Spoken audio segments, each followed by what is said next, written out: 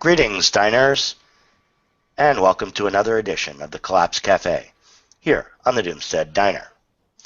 Today, I'm welcoming back my old friend Hugo Bardi, and with me also is Monsta, my co-host, and we're hoping that we might get a couple of other participants in this chat today, which is kind of a sequel to the last conversation we had that is tracking the current oil price declines that you see going on around the world.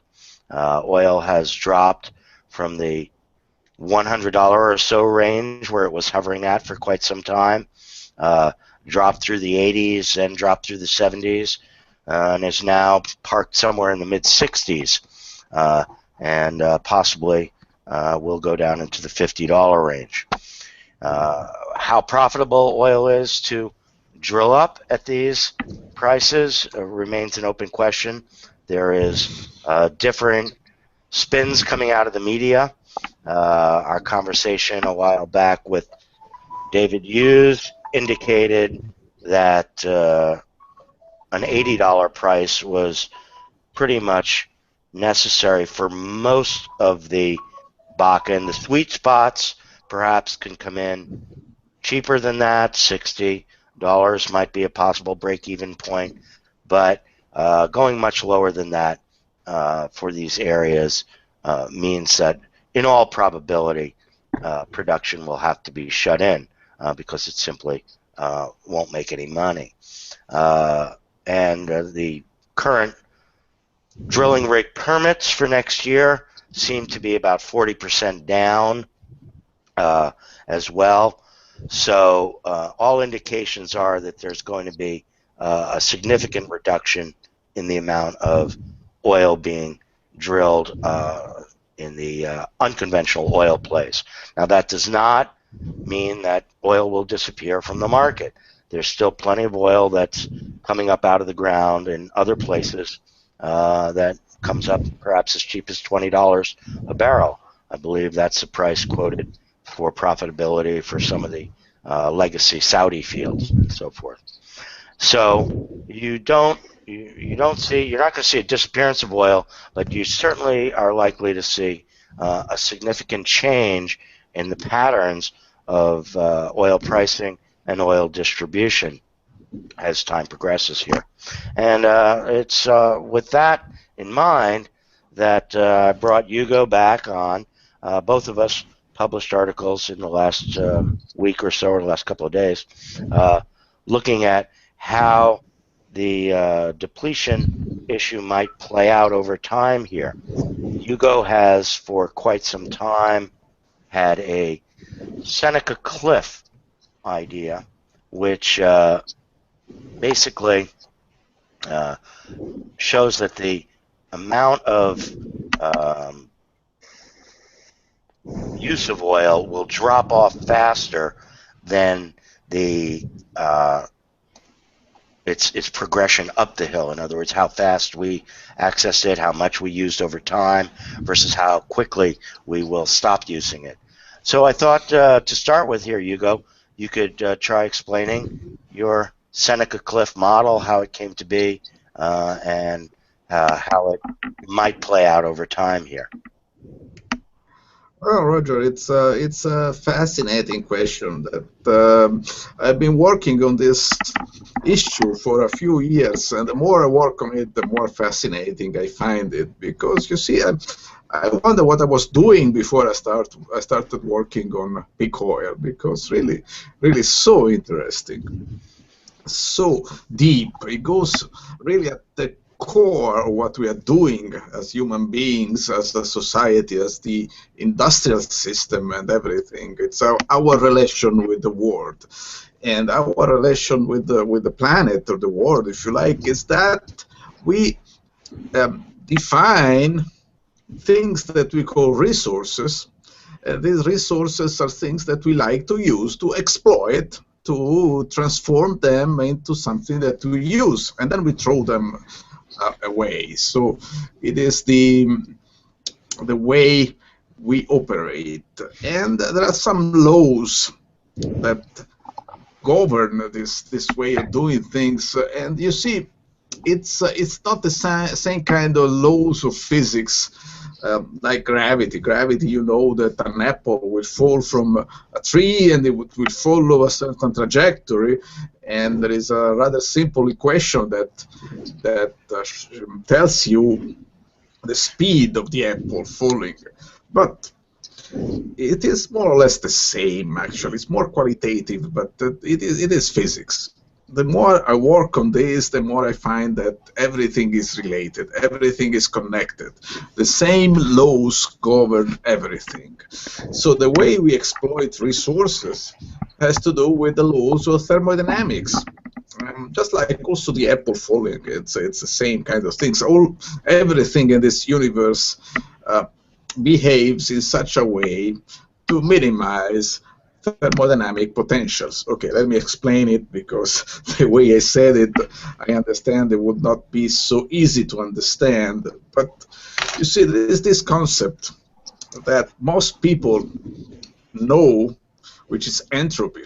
Entropy, a lot of people know what we're discussing about. It is quantitative. You can measure entropy. You can calculate entropy. You can make very good quantitative models of how entropy varies in a thermal engine or something like that. But it's entropy is also a qualitative term, a qualitative entity. You know what it does. Things wind down as you use them. It's a qualitative manifestation of entropy, and so that's what happens when you have a resource.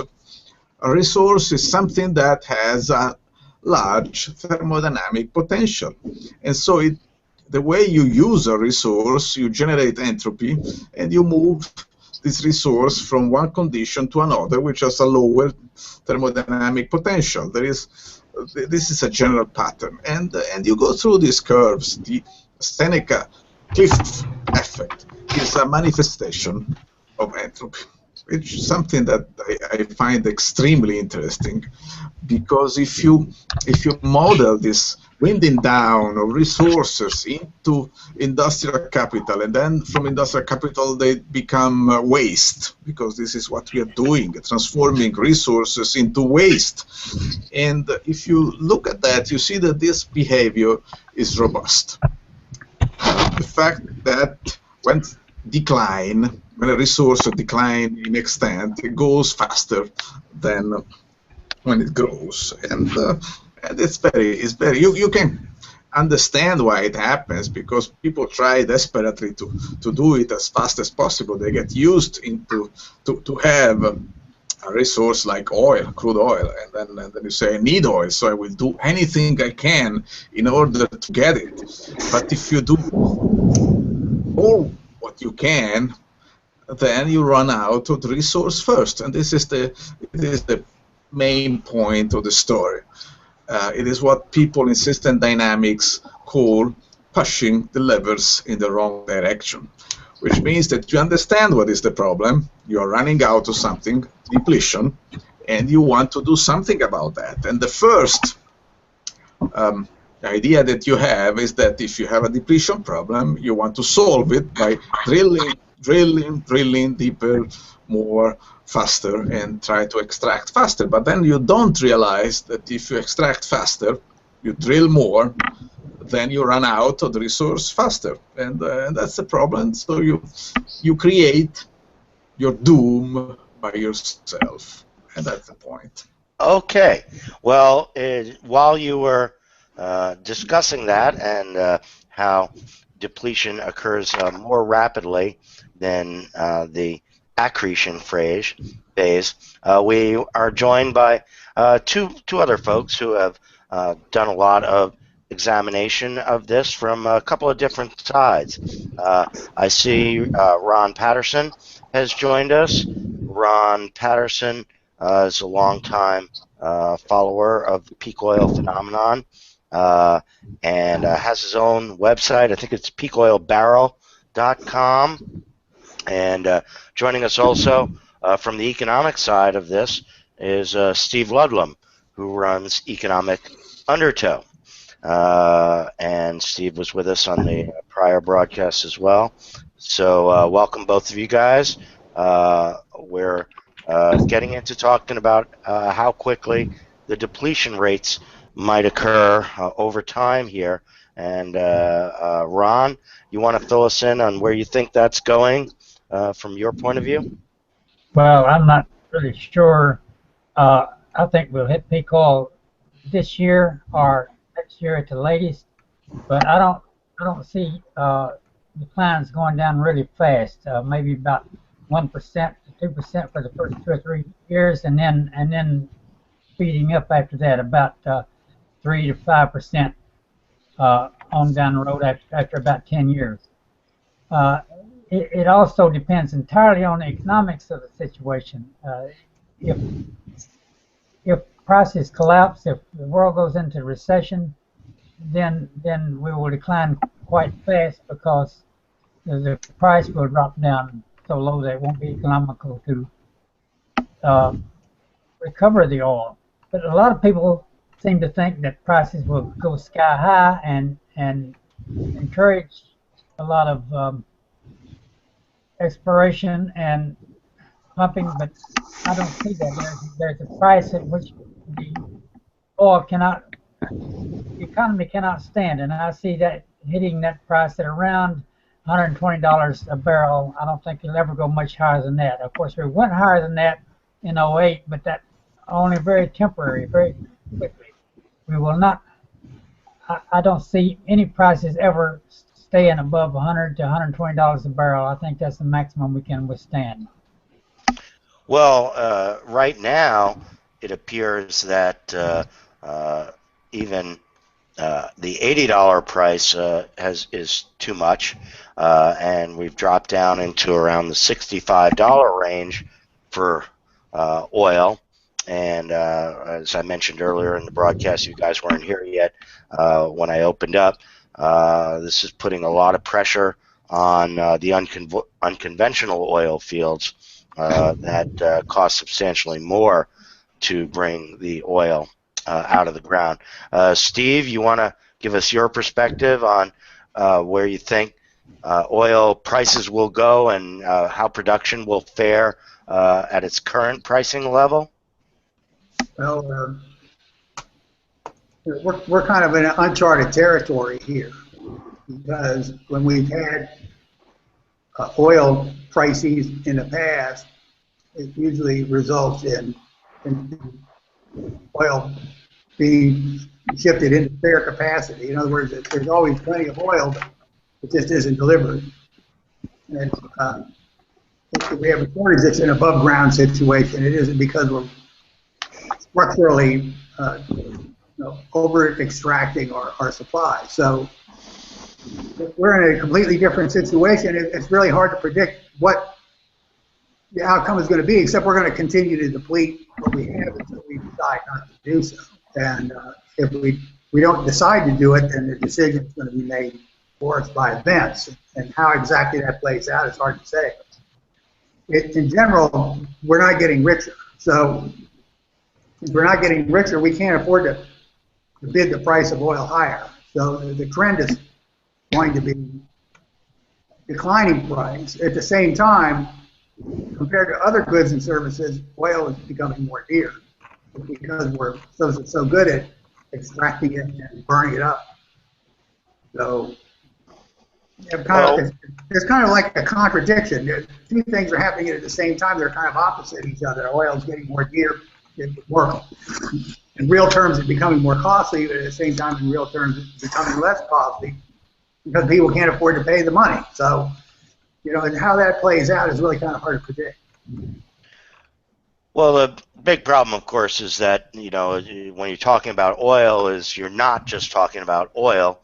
You're talking about all of the products and services that oil brings to the society.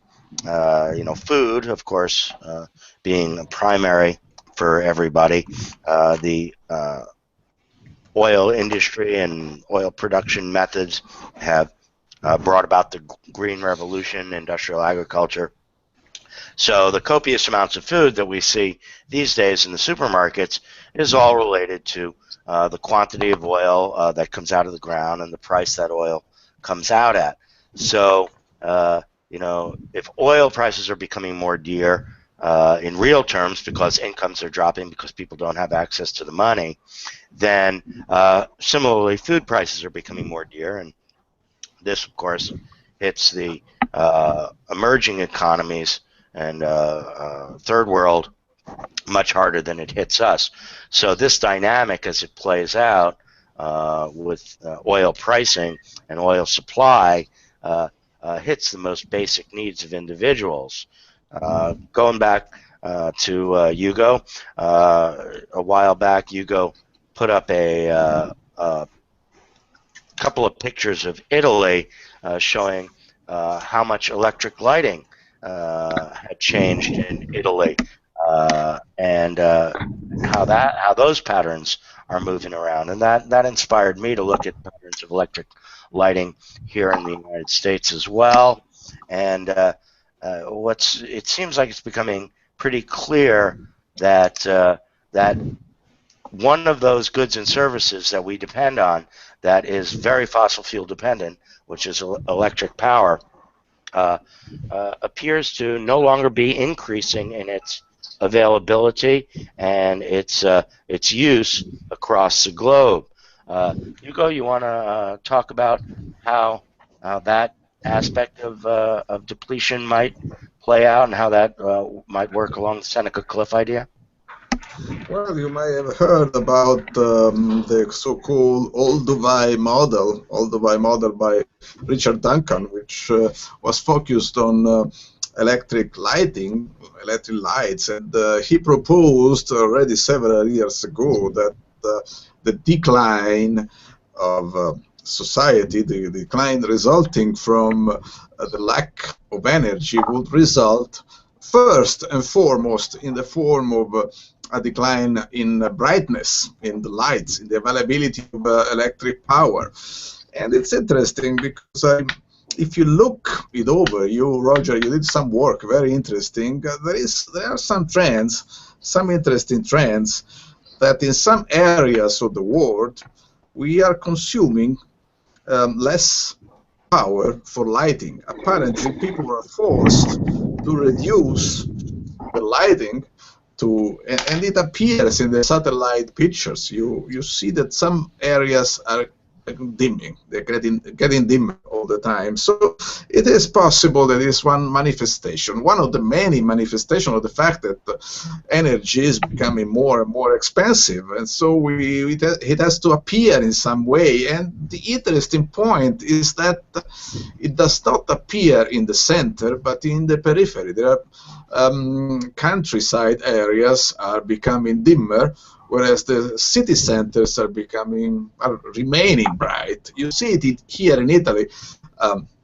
We have this fact that we lost about 35% of our oil consumption in Italy. So 35% is a lot. You should see it.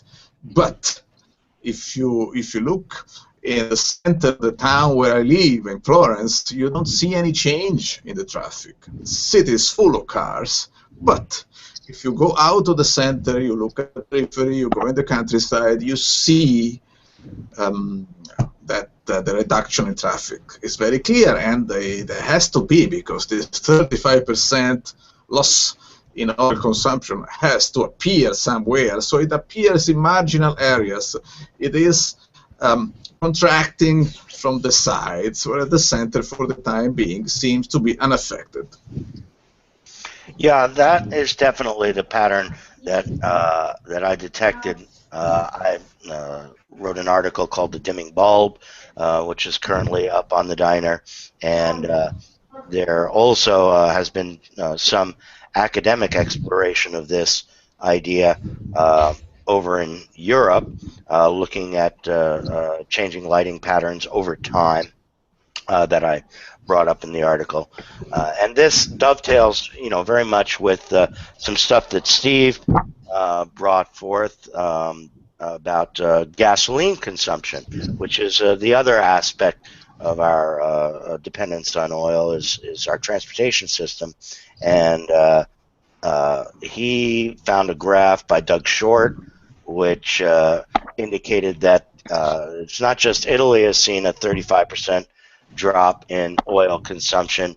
Here in the fascist states of America, we've seen probably about a 10% decline in gasoline consumption over the course of the last decade or so, give or take. So that probably plays itself out in some way in suburbia as well, and then it matches up with the picture so remarkably in terms of seeing how many places in the Midwest, the smaller towns and so forth, are essentially dimming and dropping off the mat, whereas the city centers, the core, New York City, the Northeast, all still bright. So this is, I think, one of the patterns that we can detect now over time is a combination of is the consumption end, not so much the production end, but watch the consumption end of society and how that begins to drop off. Steve, you want to talk a little bit about the affordability aspect of oil? The triangle of doom, of course, and how the price is essentially determined not by the people dragging up the oil, but by the consumers of the oil and the availability of credit. Somebody has to pay for the oil. Yeah, that's the bottom line. And the people that pay, they have to go and borrow the money. Somebody has to borrow the money in order to pay for all the oil. And they've been borrowing money, particularly since 1998, when oil was really cheap. They're borrowing more and more. Somebody's borrowing more. Maybe their bosses or their companies are borrowing more. There's more and more borrowing. Borrowing itself has a cost. So you have the cost of borrowing and the cost of fuel added together. It becomes, it's too big of a burden for a lot of people to bear. So, it's hard in my area. I live in the D.C. metro area. It's like a bubble. It's like a spaceship. It's like you have the Treasury Department, and military, and government, and the central bank. They're all here. A giant fountain of money oozes out of, and it's a big pipeline from Wall Street. So this is an unusual place in the United States, but get outside of the metro areas, and the country's hurting. And a lot of people on relief, food stamps, and disability, and other government programs, and different kinds of subsidies. And a lot of these people aren't going to run out and consume. They're not in a position where they can borrow more and get up the price of fuel. So, the way I look at it is the price of anything is a consequence. So the reason the prices are low is because the people can't afford to pay a higher price. And it's just that simple. And in order for the price to increase, then people have to have more. They have to have more means, and that means more borrowing. But the citizens and consumers are in a competition for credit with drillers. So if the drillers don't get the credit, then they can't get it out of the ground. If the consumers can't get it, then they can't pay off the driller's loan. So it's just a bad situation for the status quo all the way around. And I don't really see where the consumers are getting rich. You're not going to get rich by spending the money, and they don't get enough. They can't really earn anything because labor is deprecated. So it's really difficult to see how the price in any real term or nominal term is going to go up. What I look at is that what's happened in the past 6 months is an oil shock. $105 oil has basically caused a price shock. The same way $147 oil caused a price shock in 2008. Yeah, basically the society as it's designed can only withstand a price over $100 or so for so long before something breaks. And no matter how much the central banks attempt to inject money into the economy, that money doesn't seem to escape. You talk about. The only thing the central bank does is repress interest rates, and the problem with that is you have the two components with borrowing. You have the cost of money, the interest rate, and you have the risk that's associated with making a loan. And right now the risk, just because of the size of the credit, there's just a massive amount of debt that we've taken on has inherent risk. Okay, but we can't price the risk in interest rates. So something has to give somewhere. And what's been happening is the worth of currencies in different parts of the world has been falling, in some cases precipitously. The Japanese have lost almost 40% of their national wealth because the yen is worth so little compared to what it was just a few months ago. And but the risk price has to be paid by someone. And this is how it's being paid. It's being paid in Europe. One of the reasons that Europeans are struggling is because either the euro is too strong and it's too valuable, it costs too much, or it doesn't cost enough. So it's too expensive, and there's not enough. There's a money shortage in Europe. So that some of these countries, like I'm sure Professor Barty can say this in greater detail, there just isn't enough business taking place because people don't have the money. But at the same time, the euro is not, it's not a hard currency. It's not, you can't exchange it for gold. You can exchange it for petroleum, but you're getting less petroleum. People hang on to it. They figure, well, it'll be worth more petroleum in a short period of time. So it's a deflationary situation, but stagnation at the same time. So it's, but this is the risk that's emerging into the monetary system because it's got nowhere else to go. Alternative is higher interest rates, which central banks won't allow.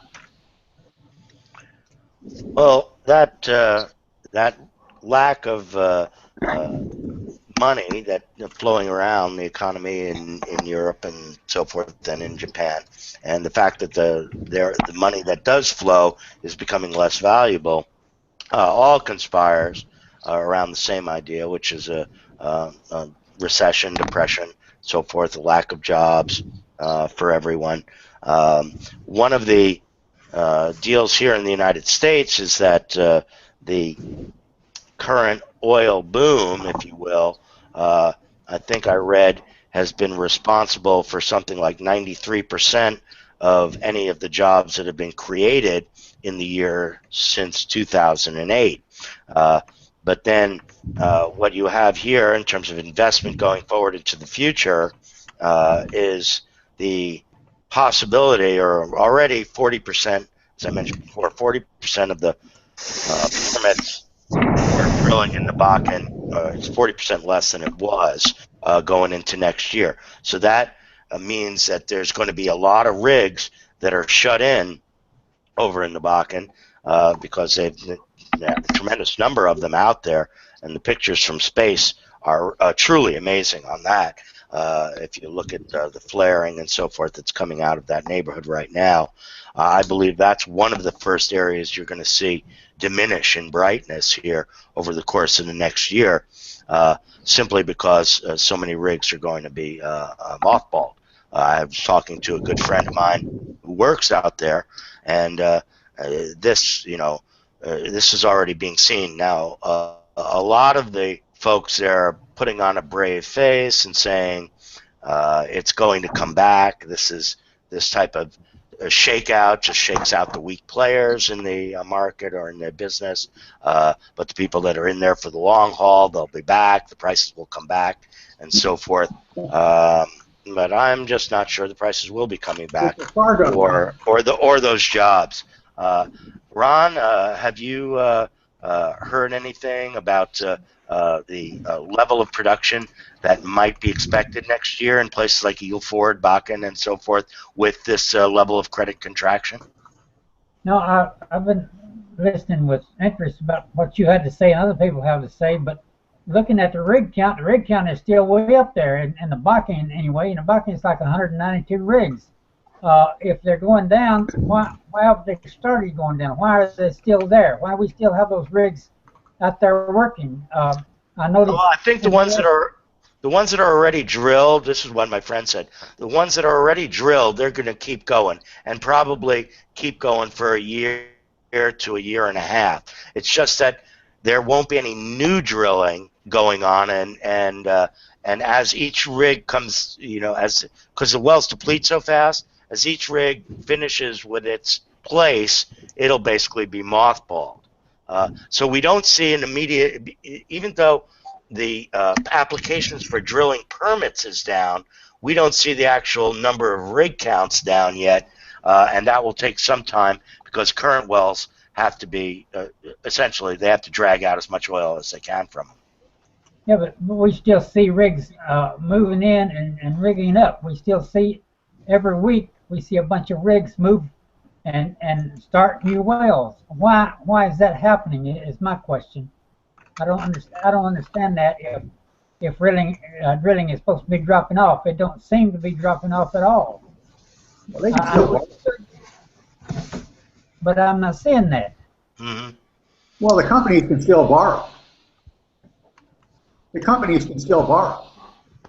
Yeah, so there's still money flowing, and they're in the situation where you got to keep moving to stay up. You know, they're like a shark in the water or whatever. The thing is once you stop, you're dead. If the drillers keep drilling, that means there's less credit for the customer. So the more success the drillers have, like Professor Barty said just when I signed on here, the problem is not our failure, but our success. The more successful the drillers are in the Bakken and some of these other areas, particularly ultra deep water, which is the real money side. The more success the drillers have, the more bankruptcies are on the customers. And that means the less ability for them to pay higher prices. So right now, $65 a barrel is acceptable, but it may be in another 6 months that $65 is too high because the available credit is all going to these companies. And it's one thing for a little wildcatter in North Dakota. You get somebody like ExxonMobil, they need to borrow a lot of money because they got a dividend to pay. So they're going to borrow billions. And it just hoovers up the credit out of the credit system, which is gets more straightened every day. So it's a confluence of factors are all working against each other. Well, and in the end, it appears to give that effect that the rig counts don't seem to drop, and the oil flow keeps coming on. So we don't see this the consequence of the shortages yet, except in the aspect of this decreasing demand and the lack of jobs and economic straits that so many places are in, and the essential collapse of many economies. Hugo, you want to talk a little bit about how the economy is being affected over there in Europe, and what things are being done by the European Central Bank or not being done by the European Parliament? I know you visited the Parliament a while back, so you could rehash a little bit about that and how the political side of this is reacting or not reacting to the problems that we see. Roger, my impression, I already told you, is that nobody knows anything about what's going on. There is no trace of human intelligence in Brussels, where the European government is. At least I couldn't find one. You know, when Star Trek, they go with some exploring some planet, and they have some kind of instrument that measures intelligence, and then Spock says, "Captain, we have a signal of intelligence on this planet." I think if they apply this instrument to the Earth, we would give a 0 reading. At least that was my impression when I was in Brussels. Yeah. So, but it's not a fault to the people. It's too complicated. You see, Roger, there are too many data, too many things most people cannot manage, not even us. We all have a partial vision of the universe, and of the economic system is a subset of the universe, which may be more complicated than the universe itself, if it is possible. It's not a contradiction in terms. So I want there to say what the government is trying to do. The impression they give to me is they always say the same thing. In Italy, every year the government has been saying the same things for 5 or 6 years.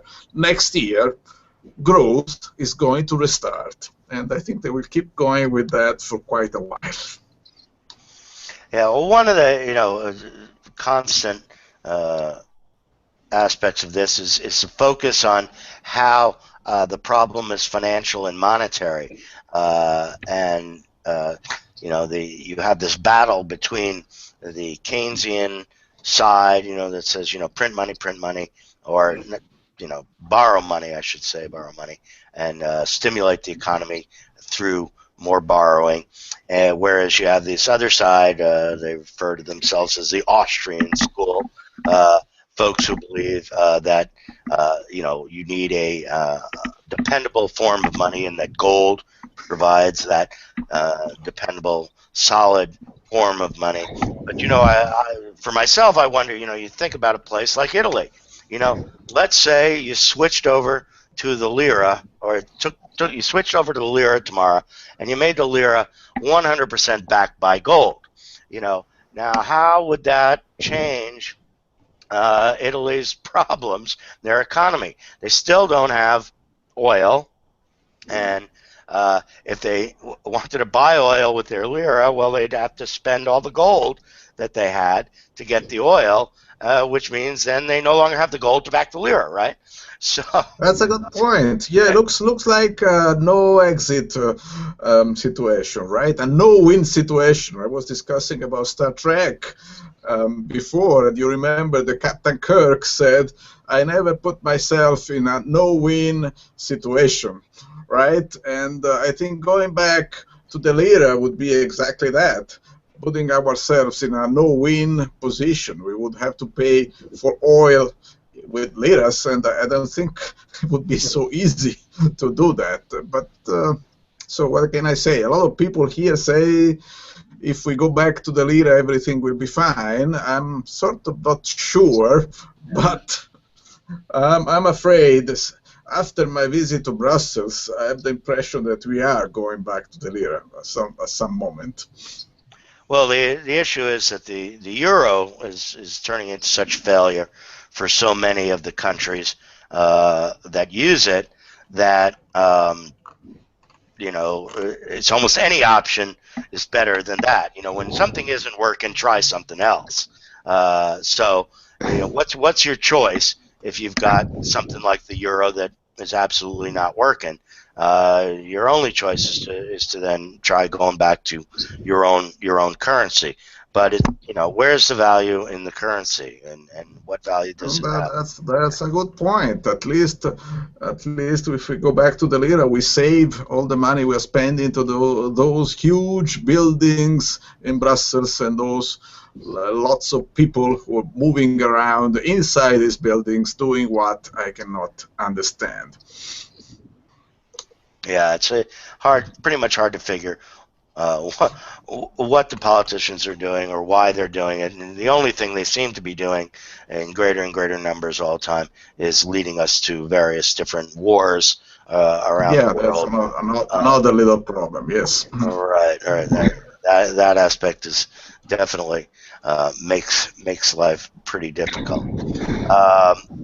Anyway, going back to the electricity issue and how that might play out over time. My big question with all of this, always, I think most of us who have been looking at it for some time know where it's going in the end, which is that in the end, fossil fuels are going to become unavailable at just about any price, and that without fossil fuels, the type of industrial economy that we live in will go the way of the dinosaur, and pretty much in best case scenarios, we're going to be living in an agrarian lifestyle somewhat similar to the 1700s prior to the invention of the steam engine. And that's a best case scenario. But that's a long term, or a possibly long term outcome. What is it? 100 years down the line? Is it 50 years down the line?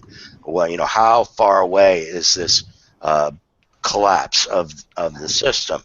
And that's where we get back to the Seneca Cliff and the number of oil rigs that are out there in the field, and how much credit is available, and whether the monetary system will crash, and all of those various interrelated variables here in trying to figure out, trying to predict the future, if you will.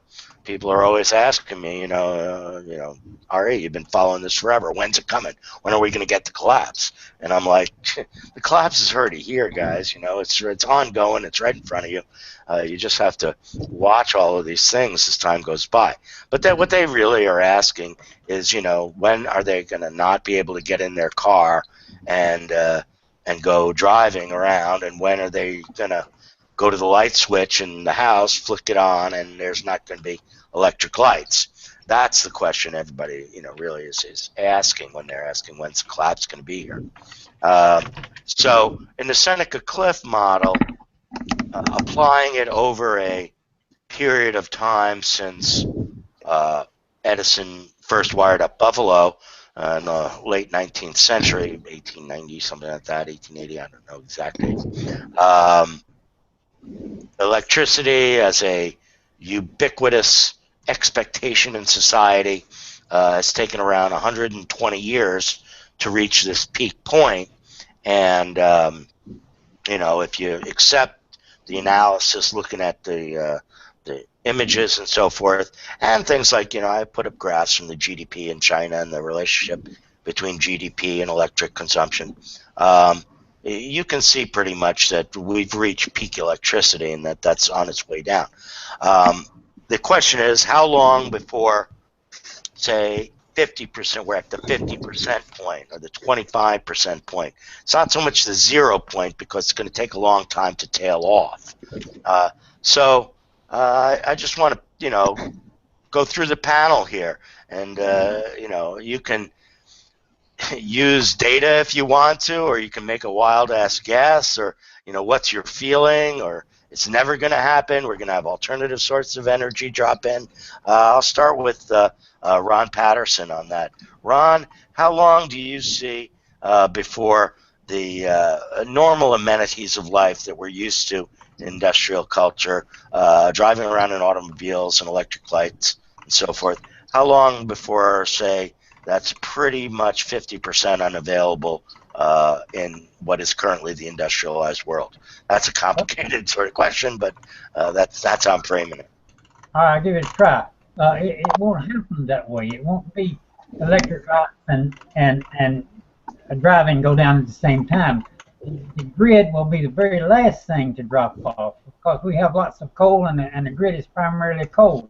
True, we do use fossil oil to mine it and all that kind of stuff, but what will happen first, I think, will be a crash in oil production and a panic that this brings on. And that panic, when people realize peak oil is real, and we have been lied to all this time, and these peak oilers were right all along, there's going to be a panic in the stock market, and the stock market will crash, and the repercussions from that will be what will be, I don't know what will happen, but it will be economic disaster probably, but we will still have power, and we will still be driving our cars, although it costs a lot more. But the economic collapse, not the economic collapse, but the stock market collapse will cause panic, and then how the economy plays out from that point on is just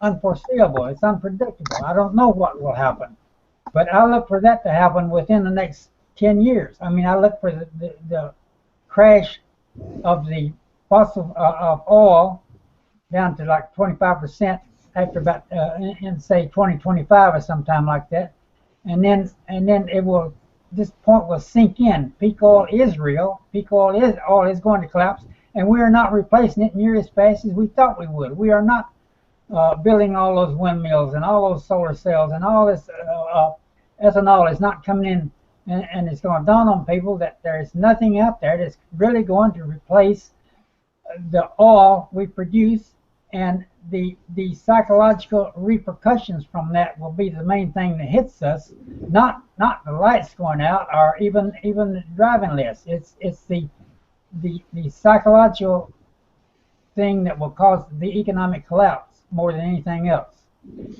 All right, Steve, you want to give us your thoughts, your Nostradamus predictions on how much further along things are going to take before we, really see a significant drop in electricity production and significant drop in the amount of happy motoring that's going on, and benchmark it at 50% drop off or something like that. I think it depends where you are. If you're an American that lives in Manhattan or in Los Angeles or in Washington D.C., you'll probably really not notice much of a difference in your life. But at the same time, the adverse effects are already being felt other places in the world. So if you're living in Syria, you're pretty much at the edge of the abyss. I mean, after this is kind of like, at least locally, an extinction level type event. I mean, it's a terrible situation, and it's not just in Syria. Other places in the Middle East and in parts of Africa and elsewhere. And economic problems in Latin America, you have in Japan. Japan and the United Kingdom is interesting because they're both credit providers, but they're both basically bankrupt. Things are ongoing. We don't put them in their proper context, though. We don't look at Syria as being part of peak oil, or an environmental consequence, even though part of the Syrian problem, the war in Syria, is a result of a long drought in the area and a breakdown in agriculture and also peak oil in Syria. So the consequences are here, and we can see them. The consequences aren't being felt equally in all different countries. So it just depends on what. I think some people won't really notice the difference. And sadly, those people are going to be the ones that are telling the story. They're going to control the narrative. They're going to keep saying everything's fine. We're going to have growth next year. And everything's going to be okay. We just need to bail out some more banks. And more and more countries are going to become dysfunctional. More and more people are going to suffer. There's going to be, particularly at the bottom of the economic food chain, there's going to be more struggle. And this is something that's going to be tomorrow. It's not going to be in the future. It's something that's happening right now. Okay, and definitely I see that issue myself when I look around, and I definitely feel like the bottom end of society is getting crushed overall, and while at the same time the narrative and what the MSM paints is that things will be fine, and things are fine. In fact, if you talk to a lot of well-to-do people, they completely deny that there's any problem whatsoever out there. I talk to them, people like that on the diner all the time. And to close up here, Hugo, since you have the most well-defined model with the Seneca Cliff, that might provide some window or some idea into how long it might take here before we're drop down to the 50% type of level of services of current culture. How long do you see before we're really, really suffering? Now, obviously, like Steve said, there are geographic differences, and some places are really, really suffering already. But when I'm saying that, I'm talking about the first world countries in Europe and in the United States, Canada, Australia, so forth. Well, Roger, as I said, my model is only qualitative.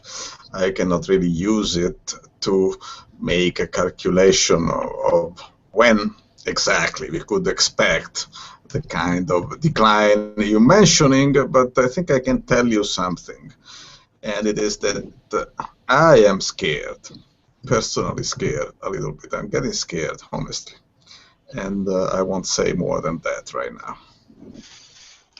Well, and for myself, in terms of looking around and so forth at signs of what is to come, one of my benchmarks looking at is the water levels behind the Hoover Dam, and Hoover provides an enormous amount of electricity for quite a few states in the Southwest and California, and besides providing a lot of water. And the current water levels in the dam are maybe only, they're only 100 feet above the dead zone or complete shutdown, but as water levels decrease, there's less pressure behind the turbines, and the total number of kilowatt hours that the dam can produce is already down something like 25%, down a quarter of what its max capacity is. At a certain point, this is going to affect the grids that are in California. They then have to try to substitute for the power through fossil fuels. They don't have the coal plants, and they really can't build them there as long as the environmental regulations remain in effect that are in California. So substituting coal for that electric power down the line, very difficult in that neighborhood. So I look at that, and to me, 5 years at the outside before you're going to see a real possibly hit the dead zone there, and that kind of calamity, catastrophe, will reverberate through the entire society, and that's leaving out the problems that Japan currently faces, that Euro currently faces with their currency crises. So you take all that into account, a 10-year timeline before we see real significant changes here is a far outside timeline to me. I think we're going to be seeing them in the much more near future. And the things to watch during that timeline is the oil rigs, how many there are, how much they're producing, and Ron follows that on peak oil barrel all the time, following the monetary system and how its various machinations in the area of credit are being manipulated, who has the credit and who doesn't, and Steve covers that all the time on his blog, Economic Undertow. And then Hugo as well, who covers this from the scientific end. He has been a member of the Club of Rome pretty much since its inception, and studies the limits to growth. And as part of that study, which is quantitative and provides a lot of important information. And he's also over in Europe. So for me, he's my eye on what's going on that side of the pond. And as far as doom goes, well, that's all the doom this time until next time here on the Collapse Cafe. See you later, diners.